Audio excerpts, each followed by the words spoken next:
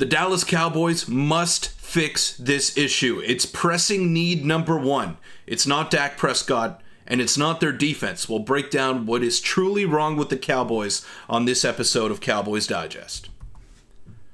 Welcome in, everybody, to Cowboys Digest. I'm your host, Peter Vryonis, and today we're going to be talking about the massive issue that the Dallas Cowboys have.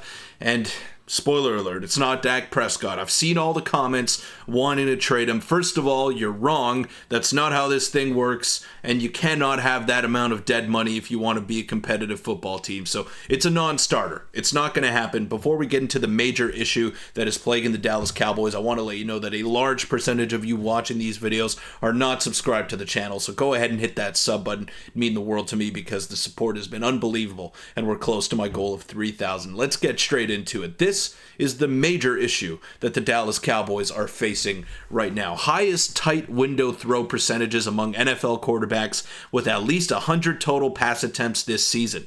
39 total players. First is Cooper Rush with 22.2% of his pass attempts in tight windows. And second is also Cowboys quarterback Dak Prescott, 21.3%. And you might be wondering why I'm showing you this. Well, this is why.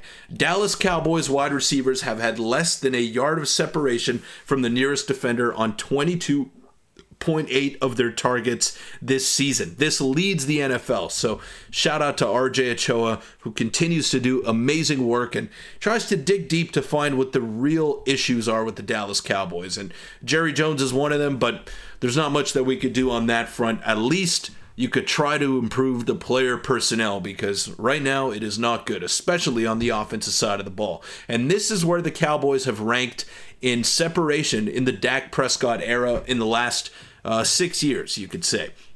So 25th in 2019, not available in 2020, 15th in 2021, 31st in 22, 31st in 23, and dead last in the NFL in 2024 at 32nd. So I'm not a math guy, but that's not good. You never want to be at the bottom of any statistical category unless it's amount of turnovers that you're committing or something like that. So this is not good from the Dallas Cowboys. They have a receiver issue, and they have a problem creating separation. Even CeeDee Lamb struggles to create immense separation, but he's just so elite with his hands and his athleticism that he's able to compensate for that. And he is a good route runner when he knows he's getting the ball, but that is an issue in itself.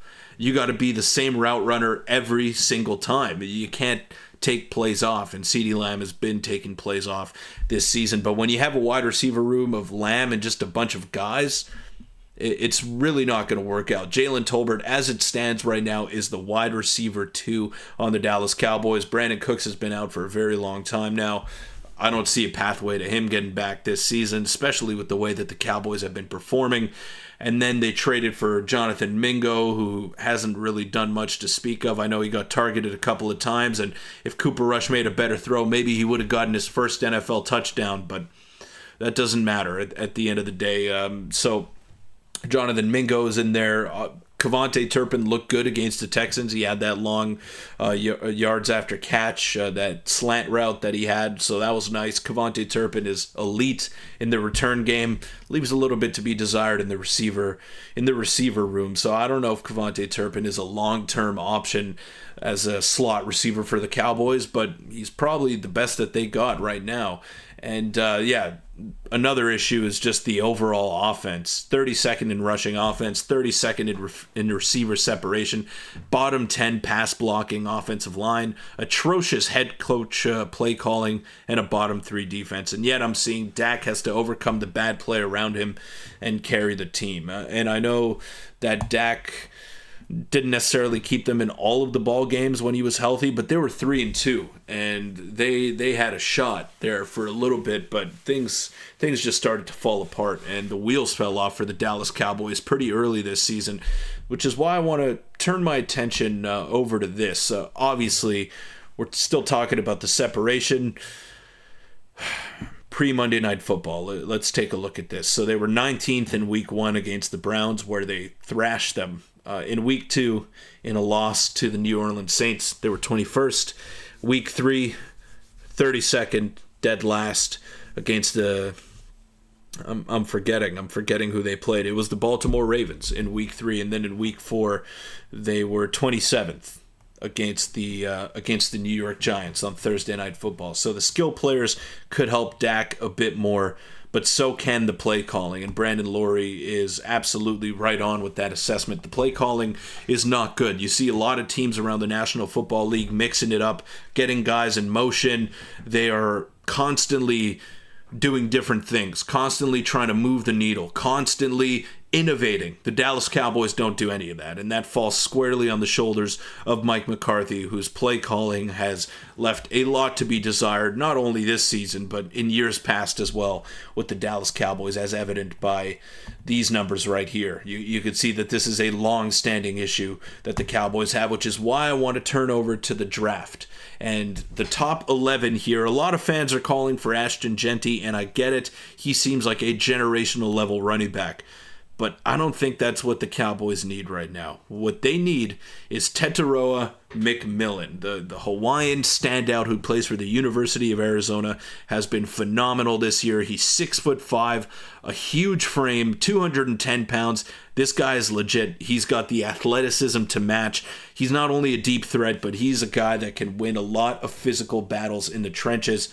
So Tetairoa McMillan is my guy heading into this draft. I don't know if the Cowboys are going to be able to pick them. They're slated to pick 9th right now, and I don't know if he falls to them. But if they keep losing, if they keep playing the way that they're playing, I could see a world in which the Cowboys are able to pick this guy. And he's the right pick, in my opinion. And if you don't get him, then maybe you trade down and get Ashton Jeanty. That would help the offense a lot as well. Like, this guy can create without an elite offensive line at Boise State, but obviously different level of competition in the college game as opposed to the NFL. So Tetairoa McMillan is my number one guy, and if the Cowboys manage to get the number one pick, it's a no-brainer to take Travis Hunter, no doubt about that.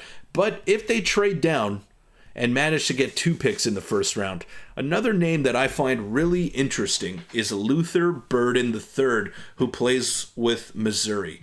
He's not a big guy, 5'11", 208, more so built like a running back with a stature like that. But Luther Burden III is a guy that can play in the slot. He's got blazing speed, not really an outside threat as much as Tetairoa McMillan is, and that's due to his size. But he could be an elite slot receiver for the Dallas Cowboys. So Luther Burden is another name to keep an eye on here, but the guy that I'm zeroing in on, and let me know what you guys think of Tetairoa McMillan in the comments down below. I mean, 6'5", 210, I'm just salivating at the possibility of this guy lining up on the outside for the Dallas Cowboys. So the main issue is obviously their offensive line. I've been over that before.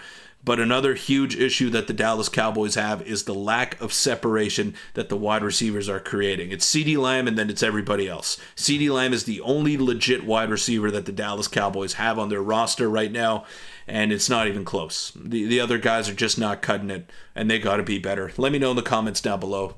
Would you be okay with Tetairoa McMillan being the first round pick of the Dallas Cowboys this year? Or are you guys really in on Ashton Jeanty? Let me know in the comments down below. See you all tomorrow. Go Cowboys.